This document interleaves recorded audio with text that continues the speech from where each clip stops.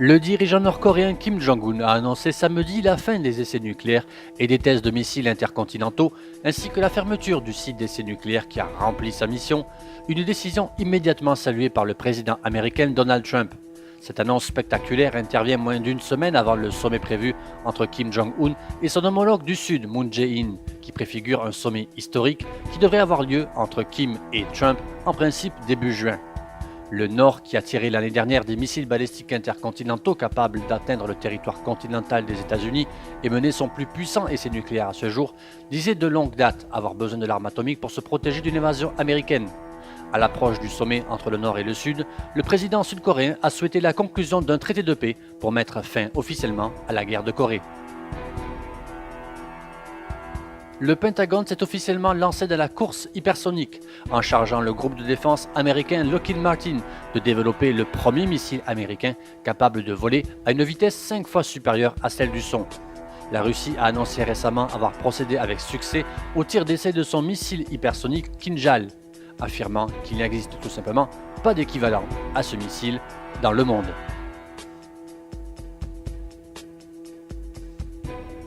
En tournée en Europe, le Premier ministre Justin Trudeau a été particulièrement applaudi lors de son discours à l'Assemblée nationale française au moment d'évoquer l'histoire militaire commune qui unit la France et le Canada. Évoquant ensuite les récents développements en Syrie et le soutien du Canada aux frappes contre le régime de Bachar al-Assad, il a de nouveau été applaudi, ainsi qu'au moment de rappeler l'engagement du pays envers la MINUSMA au Mali.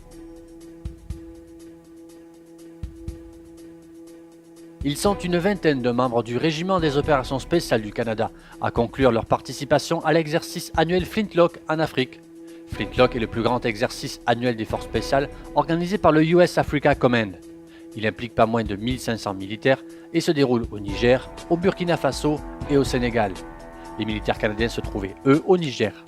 Les membres du ROSC ont dispensé dans le cadre de Flintlock une formation sur le droit des conflits armés, l'éthique, l'adresse au tir, les opérations montées et débarquées, les évacuations médicales et de blessés et la navigation. La formation se concentrait sur les compétences de base ainsi que la coopération et la coordination inter-institutions. La région reste particulièrement instable avec des groupes extrémistes et terroristes comme Boko Haram étant bien implantés. L'acteur Lee Ermey, rendu célèbre par son interprétation du sergent Hartman dans le film Full Metal Jacket de Stanley Kubrick, est mort dimanche 15 avril. Ancien instructeur des Marines, il s'était ensuite lancé dans le cinéma. Il a multiplié les rôles militaires avec un certain succès. En 1988, il est nommé aux Golden Globes dans la catégorie du meilleur second rôle pour son interprétation du sergent Hartman. Les autorités allemandes ont procédé à une évacuation massive vendredi dernier dans le centre de Berlin pour permettre à des artificiers de désamorcer une bombe qui datait de la Seconde Guerre mondiale. La puissance estimée de l'engin de 500 kg était si importante que les autorités avaient décidé d'évacuer tous les habitants dans un rayon de 800 mètres autour de la bombe. Plus de 10 000 personnes vivaient ou travaillaient dans la zone évacuée qui abrite des maisons, des bureaux gouvernementaux et des musées.